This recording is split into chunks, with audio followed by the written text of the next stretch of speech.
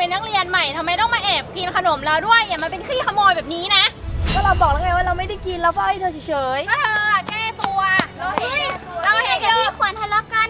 ต้องไปบอกครูน้ำหนึ่งแล้วสิ ไ